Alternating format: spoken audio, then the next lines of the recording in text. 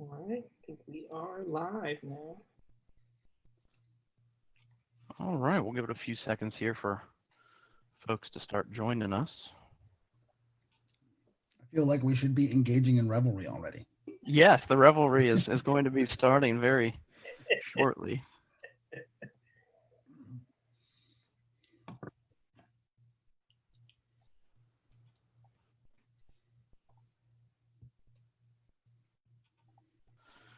Well, looks like we're starting to get some folks join us.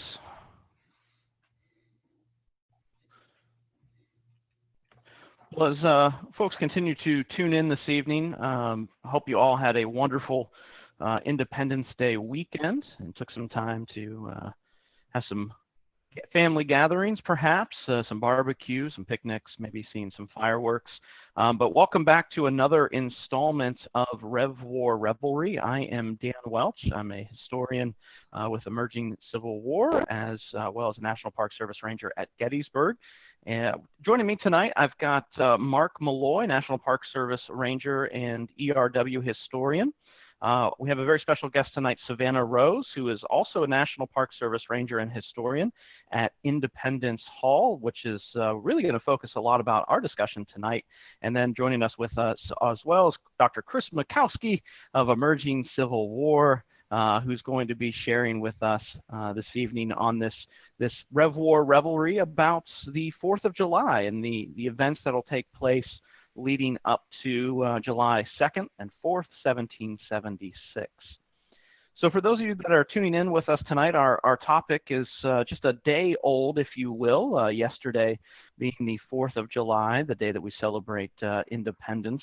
But before we get to the moment of July 4th, 1776, and how it really gets into American myth and legend of these events that happen, we want to take a step back and kind of lead you into the buildup, if you will, of the writing and the composition of the Declaration, and eventually its voting on and passage. So I'll kind of throw it out to our panelists this evening to kind of bring us up to speed by taking that step back and talk a little bit about the Second Continental Congress and how they're going to be the ones that are going to lead us from 1775 into 1776 and eventually July 2nd and July 4th, respectively, those two very important dates. I was promised that there would be revelry. Most important part.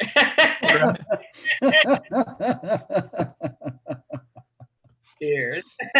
That's right. Cheers. There we go. Now I feel a little better. So there we go. All right. Yes. So I'll begin by pointing out my shirt. It says, "What would John Adams drink?" And the answer is cider. So that's why instead of having a craft beer as I normally might, enjoyed a little bit of cider this evening. He had one of those every morning, I believe, right? Loved it. So this actually comes from the Albemarle cidery that is near Monticello. So kind of like an enemy territory in some ways.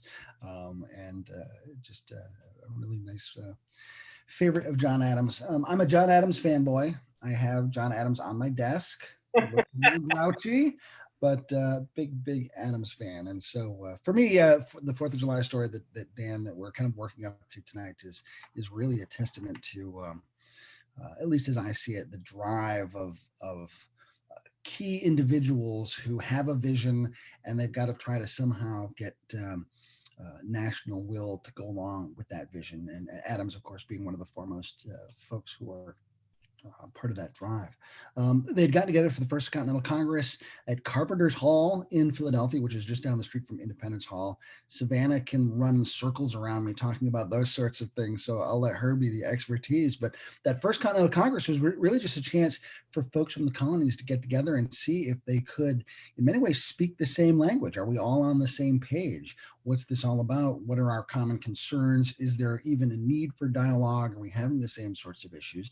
And after that First Continental Congress, it did seem like things went pretty well, and everyone thought like, all right, well, let's keep talking. And everyone went home and then came back for that Second Continental Congress, where there was a much different atmosphere, where it was really like, let's roll up our sleeves and get to work and see what we're actually going to have happen here. And there was a very very split attitudes about whether there should be independence, whether we should stay loyal with England and try to have some sort of appeasement, whether we should go our own way. So there was not consensus. And so the first few months of that Second Continental Congress really had a lot to do with consensus building, dialogue, conversation. And as I said, that one vision that some of these guys had to try to drive things forward. And I think what's really interesting about the Second Continental Congress is how much it differs from the First Continental Congress, which the First Continental Congress meets just about 6 weeks or so in September and October of 1774, and where we see the First Continental Congress as a response almost to the events that had happened at Lexington and Concord. We now see the 13 colonies drive towards something beyond just this response or finding this common language in the First Continental Congress taking place in the Second Continental Congress, as you were talking about, Chris. Who are some of the players in the Second Continental Congress? Obviously for those history buffs that are with us this evening, they've probably watched, John Adams and the miniseries, and, they know John Adams, they know Thomas Jefferson, they see Ben Franklin brought to life in that miniseries as well. Who are some of the other players that are in the Second Continental Congress that may not get the love and attention that Jefferson or Adams or Franklin will? Well, Washington. I mean, he was there. Tallest man in the room. and gets the nod to be commander-in-chief of the Continental Army. That was a huge deal.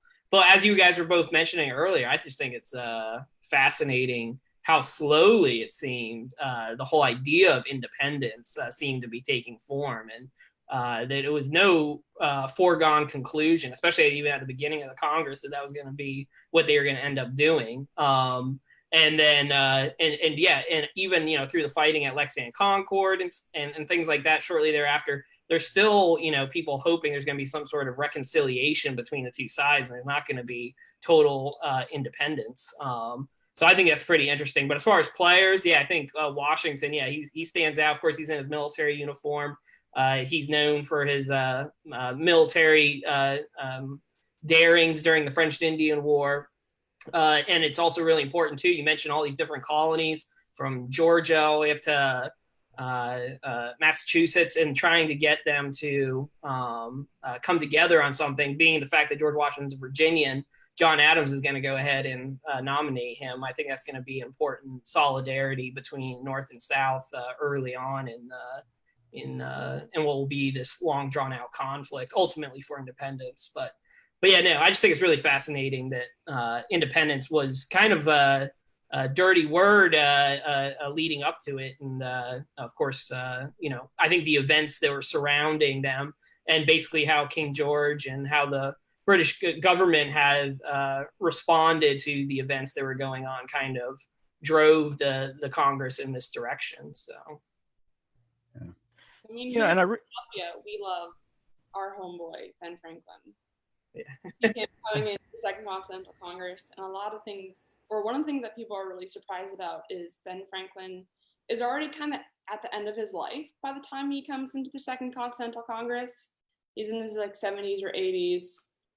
He's already well established here in the city of Philadelphia. So him coming into the Second Continental Congress, I think, played a really big role. But Pennsylvania also brings John Hancock. You see the big signature, but he is kind of that newer face. But what you were saying, Mark, is no one really outright says we want independence or these colonies should be independent until June 7th. When Richard Henry Lee stands up and declares that these colonies will be free and independent states. And that kind of rocks the boat a little bit for some of the delegates of the Continental Congress, and half of them are totally all for it, half of them are not. And that's something that I think the visitors at Independence Hall don't really recognize, is that some delegates were not really for independence at first. Took some convincing. And Dan, you mentioned who's there and who are some of the key players. And the Second Continental Congress was very different from the first in that there's this rolling cast of characters. I mean, you have people that first show up in 1775 who leave after, a year. Other people come in by 1776, 77, 78. So that does make the dynamics of the Congress shift over time. as the direction of the Congress finally sort of settles into this notion of independence and where's this going, and that affects who ends up deciding that they're going to participate and come in. Some of the folks that you mentioned, someone that I absolutely just adore is Benjamin Rush, a physician from Pennsylvania. He's kind of an unsung hero, although fans of the Revolution know his name. But he's super well connected. He's super visionary as a physician. He is kind of on the cutting edge of a lot of different things: mental health treatment, yellow fever treatment.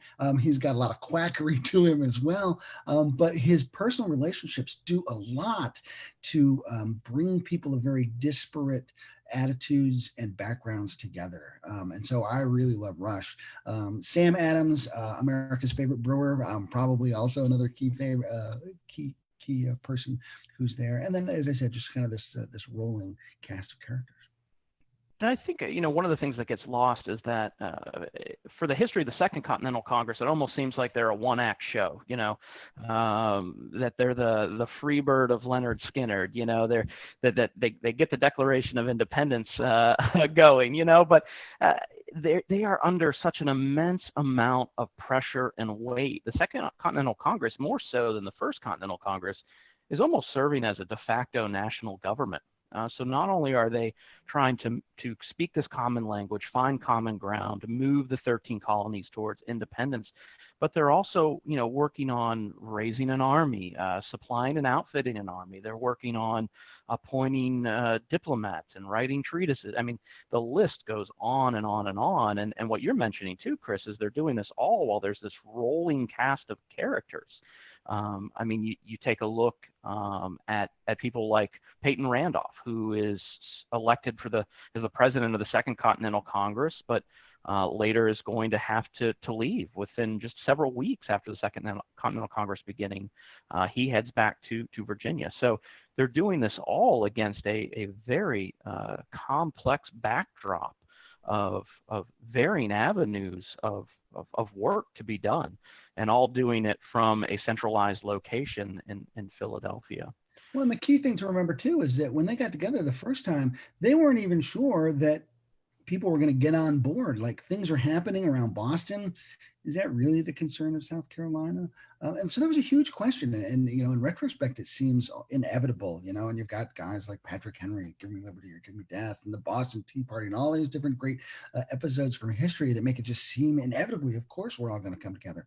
But when they got together that first time, there were huge questions about whether this was anybody's business and whether we should get involved at all. And this will turn out to be a long commitment for these guys, too. I mean, the First Continental Congress, as I mentioned, is maybe 6 weeks in length in September and October of 74. But, the Second Continental Congress is going to pick up in the spring of 75 and really be there all the way through the end of the war and all the way up through the everything that falls out from the end of the war, and kind of establishing this new country and the movement towards this new system of elected government, representative government in our country. So, we've kind of talked about then this road towards what these guys are doing, the Second Continental Congress, the road towards speaking a common language, everything they've got going on, and moving towards what will become the Declaration of Independence. Now, I would imagine when folks think of the Declaration of Independence, they go to Independence Hall in Philadelphia. They want to talk July 4th, 1776. But for a lot of those that are with us this evening, the real show is July 2nd, 1776. Can we talk a little bit more about what should maybe be the real anniversary of the Declaration of Independence on July 2nd, 1776? I'll let Savannah take that one. Visitors do. They come to Independence Hall. They expect the engrossed copy to be on the table.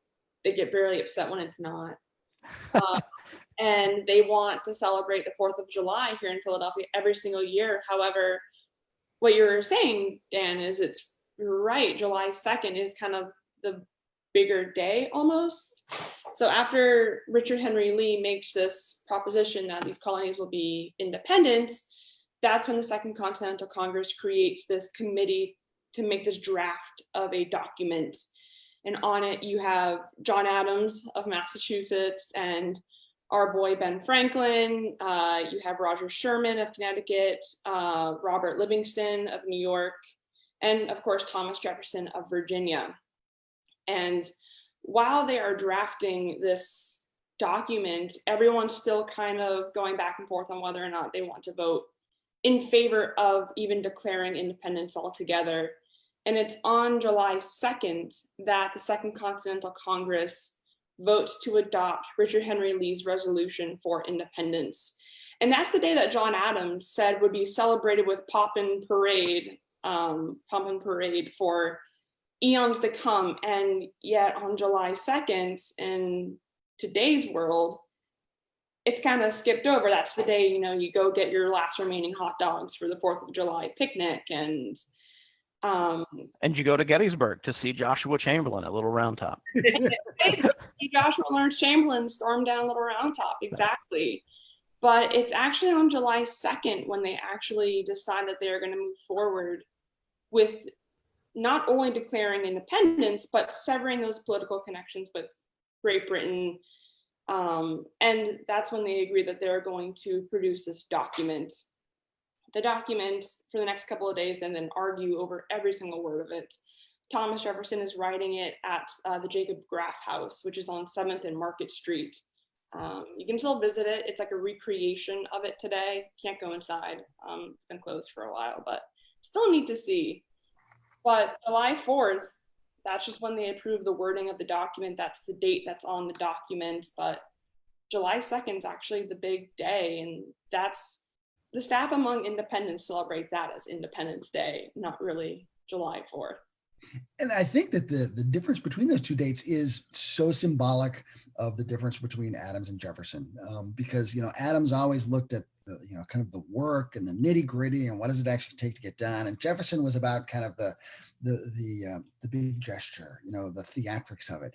And certainly the public readings of the document on July 4th, when they finally finalize things and they take it out and everyone finally gets to see it, and huzzah, huzzah. And that's kind of something that we can all kind of get behind because it's public and stirring and aspirational. Nobody cares about rolling up your sleeves and doing all the hard work and kind of the nitty gritty stuff. And that used to just drive Adams crazy.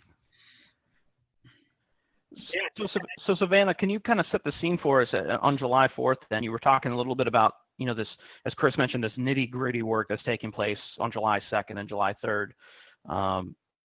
What changes on July 4th? What's the scene on July 4th versus in or around Independence Hall versus as what it had been on July 2nd? Yeah, so obviously word of what's going on in the Pennsylvania State House, which is now Independence Hall, has been kind of sweeping through the city of Philadelphia. Nobody really knows. It's closed doors, no one in and out that doesn't actually belong in the Continental Congress. So no one is 100% sure what is happening in the city of Philadelphia, but there are rumors flowing. So on July 4th, or since July 2nd, since they approved Richard Henry Lee's resolution, they're taking Jefferson's draft and they're tearing it to shreds. I mean, they're going over every word of it. They want to make sure that everything that they wanted to be included in the document is, they talk about, one of my favorite parts of the document itself is just the grievances against the king. They just list out everything that they hate about him. And they're going back and forth on this document. And it's on July 4th that they vote again, and Congress will vote to approve the wording of the Declaration of Independence. So they approved the document themselves that Jefferson has been toiling over for almost a month at this point. On July 4th and 5th, they then take that wording. It's been scribbled upon. It's been, there's X's all through it. You can look up a picture of the draft copy of this document and it's not pretty whatsoever. But they take it to a print shop downtown Philadelphia, in Old City now, which is near the center of the city, the corner of 2nd and Market. It is the print shop of John Dunlap. And Thomas Jefferson oversees this process, and they print out about 100 to 200 copies of the Declaration of Independence. And they begin circulating them across the country. They don't actually send any of these Dunlap copies to the king himself. They're sending them to the colonies, they're sending them to the Continental Army, they're sending them throughout the colonies, throughout the now states of America. And that's kind of the first time that people see it in print, is these John Dunlap copies. And at Independence, we're lucky to have one of the only 26 remaining copies. So come visit Independence Hall and you can see it. It's pretty cool. Do we know where all 26 are, or how many? They do. So I don't know off the top of my head, but there is a binder that we have at Independence Hall. They're all held in, it's all part of the Great Essentials exhibit in the West Wing of Independence Hall. And I can tell you where all 26 of them are. I believe 3 or so are actually in different repositories over in England. Philadelphia, there are several. The American Philosophical Society, founded by Ben Franklin's, got one or a couple. People find them in like books that they buy at yard sales, in like the back of paintings, and they find them. And one of them will pop up every couple of years. I think the last one just popped up not too long ago. I think Nicolas Cage has a couple copies too, right? So, yeah. Copies. I'm sure he does. But yeah, they don't actually get around to handwriting that really nice copy that we see now in the National Archives for some time. So it's printed copies that are circulated. And yeah, we know where all 26 of them are. And I love that picture that's behind Mark of the John Trumbull painting, which makes the event seem so formal and neat and tidy. And, yeah, it's everything we expect the Declaration to be. But it took weeks for some of the delegates to come in and actually sign the thing. It wasn't kind of a neat, tidy signing ceremony like you see behind you. It was rigorous. Savannah talked about debating over all the language, and Jefferson languished in true writerly form, like, oh, they're killing my prose. And Adams is in there fighting for the draft and the ideas behind it. Franklin, also on that drafting committee, making some changes that really supported in there. And so you have this very idealized version of the outcome that is behind Mark. And Mark, I think you belong in that scene, being but we don't have that great moment of national birth like the Trumbull painting suggests. Yeah, no. The painting itself is really interesting that Trumbull paints this and presents this, and Adams actually goes and views it when it was finished, and was critical of it, that it presents this kind of inaccurate view of history. But he does point out that George Washington walked out one of these doors in the back there when he was nominated to be commander-in-chief of the Continental Army, which I was just talking to Savannah beforehand, trying to find out what's behind those doors in the actual Independence Hall. But you're right. I mean, this kind of gives down to posterity this idea that the inevitability of independence, and yes, how as you were mentioning, Chris, clean and everything. I mean, that's one of the things that's amazing when you study the history. And like my book about the battles of Trenton and Princeton is so interesting that just 6 months after this happens, it looks like the entire idea of independence and a free American republic is going to be gone, because it looks like the whole Continental Army is going to be crushed on the banks of the Delaware River. But I also think it's really interesting that the Declaration of Independence is also more than just declaring independence from Great Britain, and all that language you talk about them fighting over really lays out probably the most well-written defense of human liberty and rights that the world has ever seen. And what is it, after Jefferson, after they passed this, I mean, Declaration of Independence is used by every revolution and group that uprises against tyrants. They're always going to use the language of Jefferson. They're always going to use the language of the Declaration of Independence. So it's just kind of interesting that it's already radical enough that they're declaring independence from Great Britain, but on top of it, they're dropping on the world, some of the greatest ideas written down, fulfilling all the ideals of the Enlightenment all in one document. So it's pretty amazing. I want to give a shout out to Thomas Winslow, who says huzzah for Adams and cider. So huzzah. Thank you very much. I see Jim Morgan was talking about Henry Lawrence, one of these figures that often gets overlooked, and I would agree with him that John Adams is the Henry Lawrence of Massachusetts. So. Except that Adams has the benefit of showing up first, because Lawrence doesn't show up until 1777. And by that point, Adams not only was at the First Continental Congress and the Second, but by that point in the Second Continental Congress, he's running about 30 different committees or participating on 30 different committees. So he's deeply entrenched in the activity of Congress, including basically serving as the Department of War by that point. And then, he'll finally get sent overseas on his diplomatic missions. But he's so entwined. But Lawrence was a very important voice down south at a time where South Carolinians were very skeptical about getting involved in a war that basically started in New England. Of course, we all know that the war will come to South Carolina and in pretty dramatic fashion later on. But Lawrence was really important early on for making this a national issue, not just a regional issue. And of course, he's going to be very important. I mean, his son, John Lawrence, serves on Washington's staff.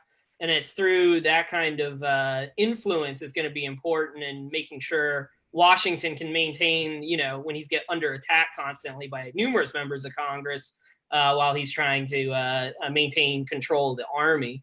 And Henry Lawrence also, he's going to be, when he's on one of his diplomatic missions, is captured and imprisoned in the Tower of London, one of the few Americans who is actually in prison there, which is kind of interesting. And both Henry and John Lawrence, they're buried down in Memkin Abbey down in South Carolina. And some of us, the Rev War ERW, we did a tour down there last year. It's a great site. So if you get down there, that's a cool site to see them buried there. I think, Chris, one of the things that you touched on was the fact that these guys are all working together for quite some time, and they begin to develop these relationships while they're not only in Congress, in Philadelphia, working, but then beyond. And perhaps one of the most famous relationships or working partnerships that have long-term consequences coming out of the Second Continental Congress is Jefferson and Adams. Can you kind of talk a little bit about how these guys come together and form this friendship and have its ups and downs following their time together in the Congress and in Philadelphia? Sure. Jefferson's kind of a reluctant participant. He wishes he was back home in Virginia. Very quiet, doesn't say a whole lot during the debates. And of course, Adams is the voice, the central person getting up and pressing the argument in so many different ways. And so they seem very unlikely. Jefferson, very tall, reserved, very aristocratic, although he likes to not think of himself that way. Adams, shorter, stouter. He's just a living bomb burst of energy. And so they don't seem temperamentally suited. And yet their skills are very well matched, and they grow to really respect each other and their intellects. And they find that they've got this great love of reading. They've got a very deep interest in politics. And so they become friends in this common mission. It isn't until, and they go to, on diplomatic missions to Europe together, work very closely, live in concert. John Adams' son, John Quincy, spends so much time with Jefferson that Jefferson says, there were times that I thought he was my own boy and not yours. I mean, that's how close these families come.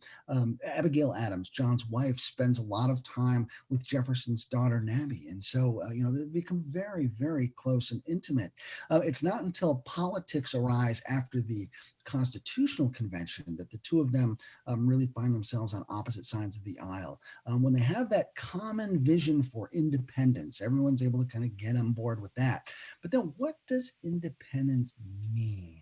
And there become very different ideas of what liberty and freedom are all about. And Jefferson and Adams have very different ideas about that. They end up becoming kind of the heads of their own respective parties, and politics will really drive a wedge between that very close personal relationship. I've spoken so much, I was just going to give someone else a chance to add on if they want. Well, you kind of leave us short in this story. Obviously, the politics will drive a wedge between them. I'll take you all the way there. So yeah, I mean, take us there. Take us to this relationship, and I think this relationship that develops between Adams and Jefferson, although it with the help of the American mythology and the historiography and the popularity of things like John Adams' miniseries, based on the book. I think their relationship and how it changes over time as the country changes over time in those initial years and decades following the American Revolution is really a microcosm of all these working relationships that developed during the Second Continental Congress. But take us through president, vice president. Tell us wrap this story up, because for those of you that don't know, that Adams and Jefferson are not only cemented to July 4th, 1776, but their relationship is going to take them through a future July 4th. So finish the story for us, Chris. So, of course, Washington is inevitably going to become the first president. No question about that. He serves for 2 terms, doesn't even want that second term. He's rather reluctant about that. And when he finally decides that he's not going to serve again, there are really only 2 people to replace him. You've got to have revolutionary credentials. And so it's either Adams or Jefferson.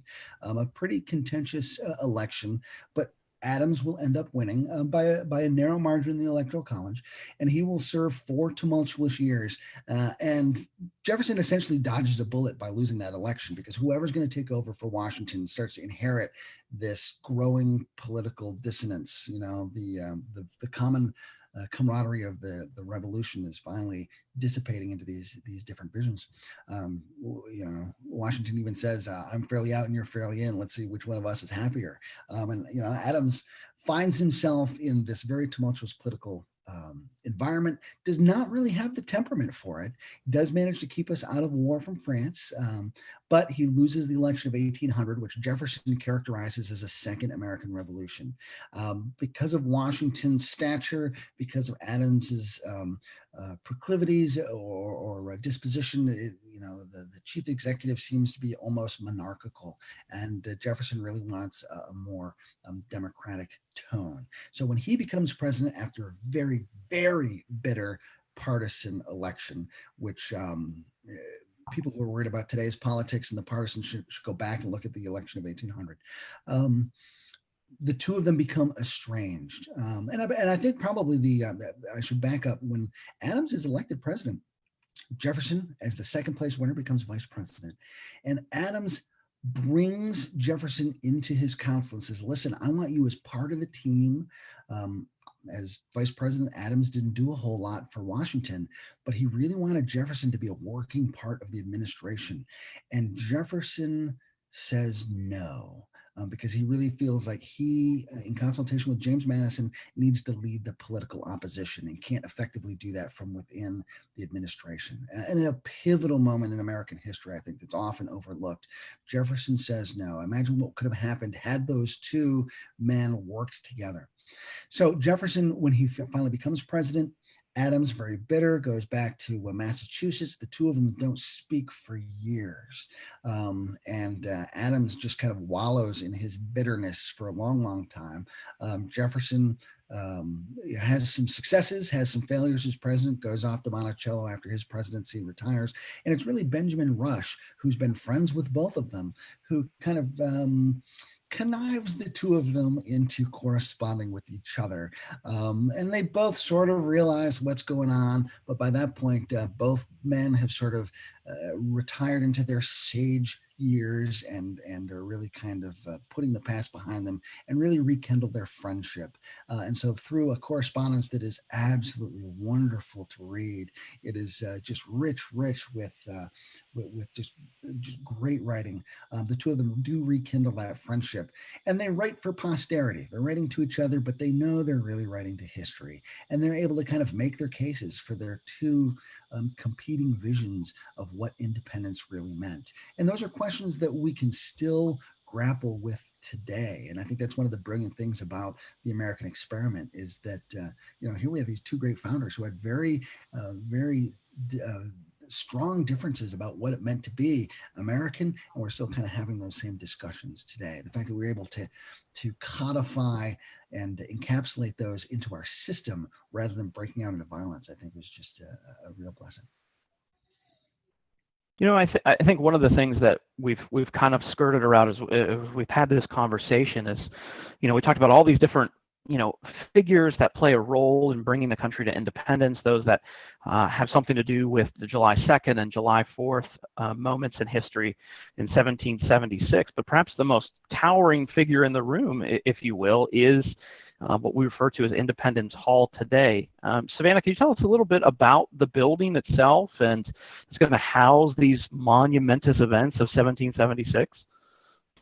Yeah, so the Independence Hall that you'll see in Philadelphia today resembles and doesn't resemble what would have been seen by the Second Continental Congress, mostly in the bell tower and the clock tower. But it started off as the Pennsylvania State House. Construction started in 1732. They don't put a bell tower on it until about 1750, and that's where you get the Liberty Bell, which was the Pennsylvania State House bell for most of its life. What's neat about Independence Hall is at the time of its creation, it kind of represents the wealth and artistic sophistication and the ideals of 18th century Pennsylvania. So you have it's comprised of 3 main compartments. So you have the assembly room on one side of the big grand entrance. It shows a lot of like Georgian architecture, but it also hones back to the colony's Quaker roots. It's very plain, and you can see it in the background of Mark's in the picture. You can see that it's a relatively plain building. It's got wood paneling. It's not all that decorated, which really hones back to those Quaker roots of Pennsylvania. The courtroom on the other side of the hallway is much more elegant. It's much more sophisticated. There's elegant carvings everywhere. It's bringing in some of the styles and architectural styles that you would see in England at the time, including the King's coat of arms. And one of my favorite stories about Independence Hall is the best way that the colonies kind of remedy that is after July 8th, when they hear the first reading of the Declaration of Independence. They bust into the State House, they take the coat of arms, and they drag it through the streets of Philadelphia and light it on fire. So that's kind of their way of removing the English presence out of their State House. And then there's the upstairs of Independence Hall, which is opened to the public in the winter. And that room or the different rooms are there. You have the Long Gallery, which becomes a hospital for the wounded during the British occupation of Philadelphia, which happens right after the Declaration of Independence. It mirrors a lot of the sophistication that Philadelphia artisans had to offer. You have the Governor's Council Chamber, you have the Committee of the Assembly Chamber. It's very well decorated. So when you walk into Independence Hall, visitors are met by this grand staircase kind of spiraling around. They're met by this great building, but the more you look into the actual style of Independence Hall or the Pennsylvania State House, you see that it really reflects the colonists at the time that they were not only constructing it, but then the time of independence when they're removing some of those British influences. And it's pretty neat. I highly recommend everybody go take a trip down to Independence Hall at some point. Yeah, I got a question. Just because I've been there, yeah, I definitely agree. If you get a chance, go check it out. Now, that was a site of, the Second Continental Congress, but it was also a site of the Constitutional Convention. And when you guys interpret that room, I know you guys tell both stories, but as far as how it's laid out today, is it laid out to look like it did in 1776 or 1787, or did it look fairly similar at both moments? It looked relatively similar. You still have the table set up by state or by the colony, but the way that it's set up, it is set up for the Constitutional Convention. So it's set up for 1787. So you have George Washington's Rising Sun chair in the back. That's the chair that Ben Franklin will see. And when the Constitution is signed, he's saying the sun is now rising over this new nation because this chair's got a rising sun on it.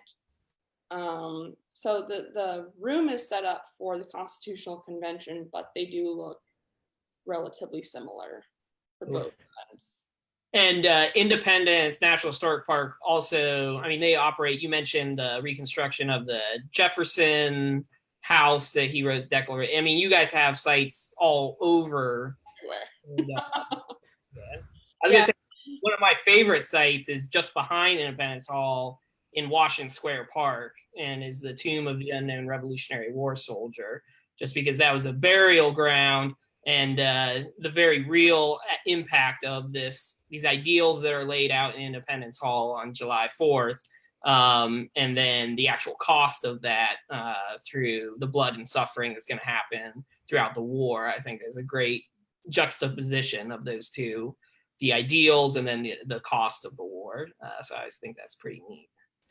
I think, what Mark, you just touched on really has been a continuing theme through our conversation so far this evening, has been this idea of these individuals, these personalities that really bring this story to life. And I want to touch on a comment that we had on the stream here as we've been discussing some of these personalities and where they all come together in Philadelphia, about John Dickinson. What can you guys tell us about John Dickinson and his role and time in Philadelphia in what is now known as Independence Hall? He gets set up in the John Adams miniseries as being Adams's principal rival, and that's pretty accurate. He becomes, the TV show needs an antagonist for the protagonist. But Dickinson, for all of his opposition to the Declaration at first, was just a central figure in those discussions. And I think his role is often undervalued because he sort of has been cast as that antagonist. But he really raises very important questions, constantly challenging this rush toward independence by asking people to really stop and think about what we're doing. And so I think that in some ways, his very conservative approach and his anti-independence sentiment was an important set of breaks and an important set of questions on the whole process. And we are much better off today because of his voice of dissent in those discussions, I think. So Savannah, you're a Pennsylvania, and Dickinson was a Pennsylvania guy. Any thoughts on that? I mean, you're right. He is kind of that voice of dissent, and it is important that Independence Hall to tell the story of the voices of dissent and people that are, disagreeing with everybody, and that it is a very contentious topic. And so, yeah, it is. A lot of people come looking for information on him. There's like a sidewalk of signers. It's like a bronze plaque for every signer. A lot of people will go take a picture of his. So he's surprisingly a relatively popular here at Independence Hall. So as someone who works there and has a lot of people coming through to see, Independence Hall, as Mark kind of mentioned that you guys are stewards of many historic sites within Philadelphia. What is beyond Independence Hall and coming to see that, if I really wanted to get this story and be there at these places where these monumentous events happened, what are the places that I need to see when I come and visit Independence?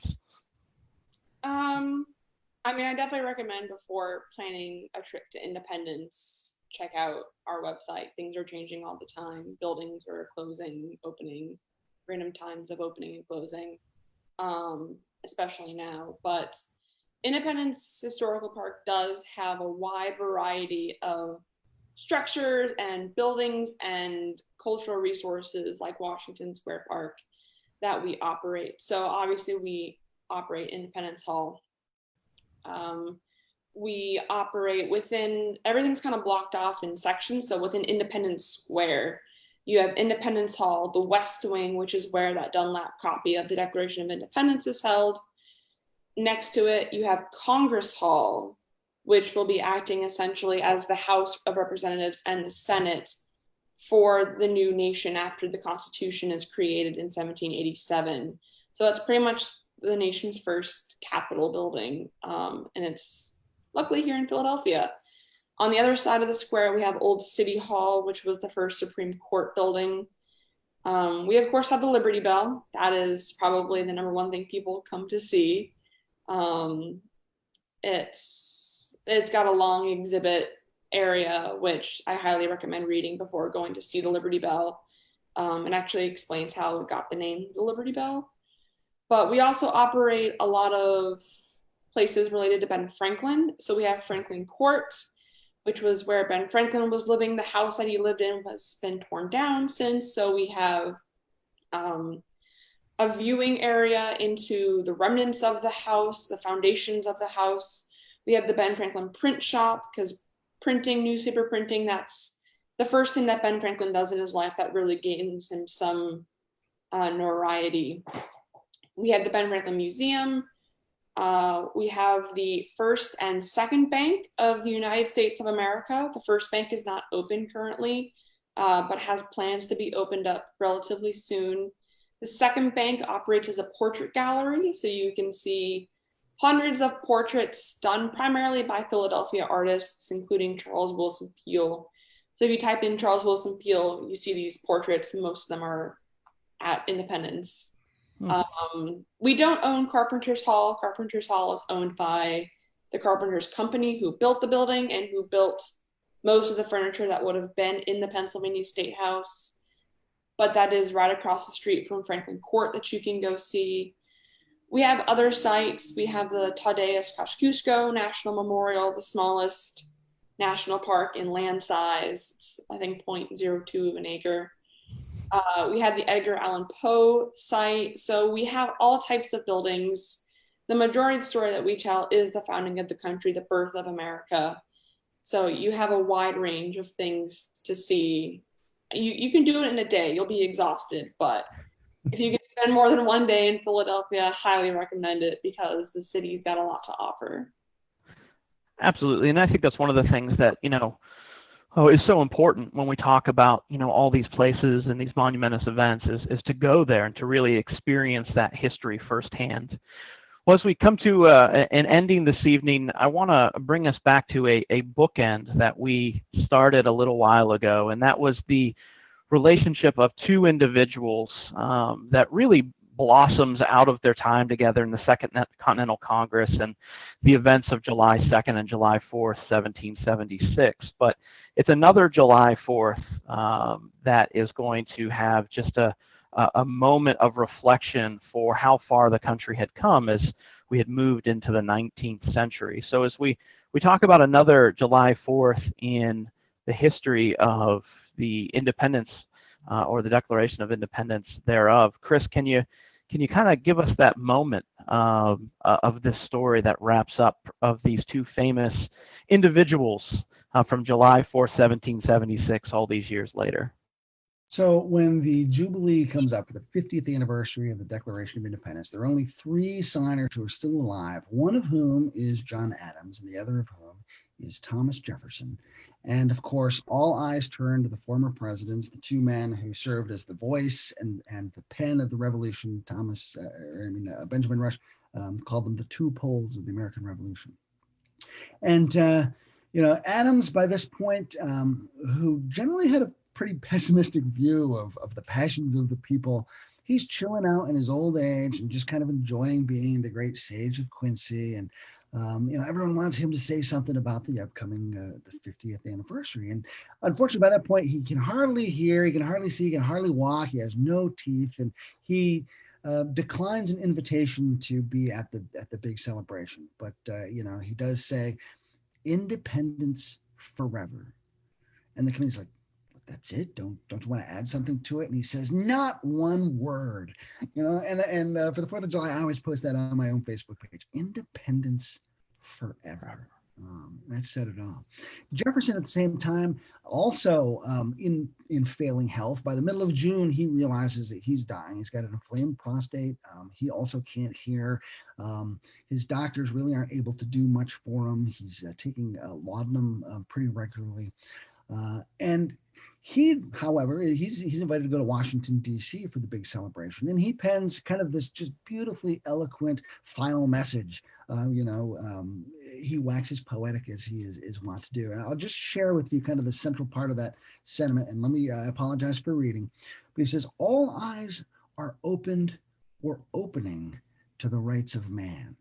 The general spread of the light of science has already laid open to every view the palpable truth that the mass of mankind has not been born with saddles on their backs, nor a favored few booted and spurred, ready to ride them legitimately by the grace of God. These are grounds of hope for others. For ourselves, let the annual return of this day forever refresh our recollections of these rights and an undiminished devotion to them. And we can kind of parse some of the strange contradictions that are in that compared to Jefferson's own life, but he leaves us with this great aspirational message. And I think that's one reason why Jefferson kind of survives in modern memory in a way that Adams didn't. Jefferson told us what we wanted to hear. Adams told us what we needed to hear. And we always like to hear what we want to hear. But as these two patriarchs pass on these messages, their health continues to fade.